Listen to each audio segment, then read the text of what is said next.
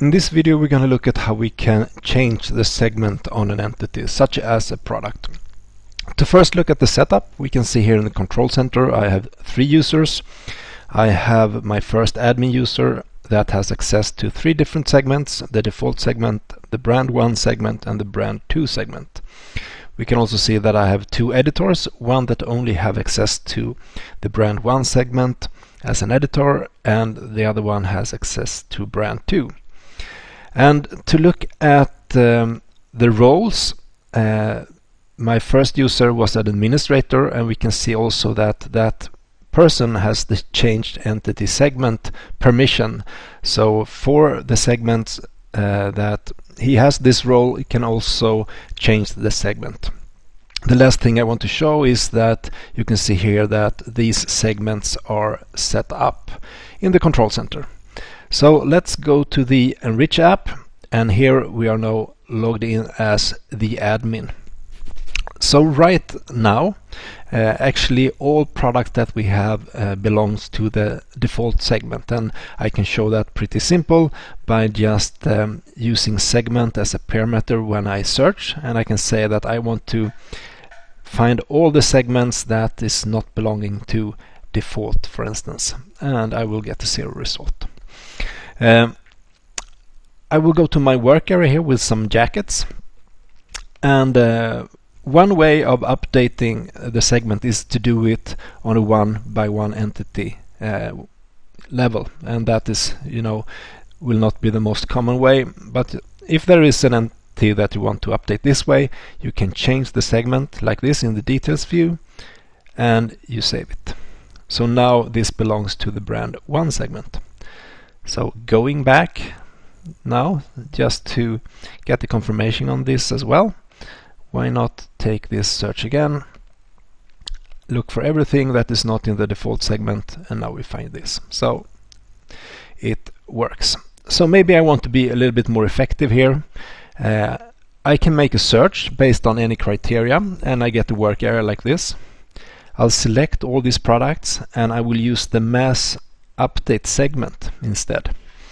So now, using that, I'll set that all of these will be brand 2, and I will change the segment on those. So you see they were changed.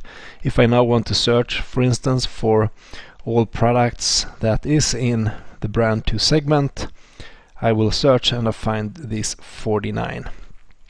So now if I go into the same old here, you can see that this is in brand 2 now. Also worth to mention is that when I create new entities, if I have access and if I can create entities of several segments, I will also need to choose that when I create it, and that also goes for when I want to copy an entity or similar.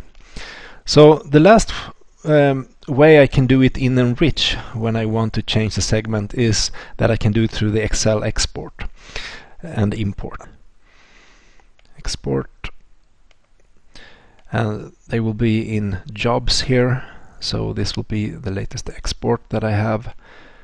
I'll save it.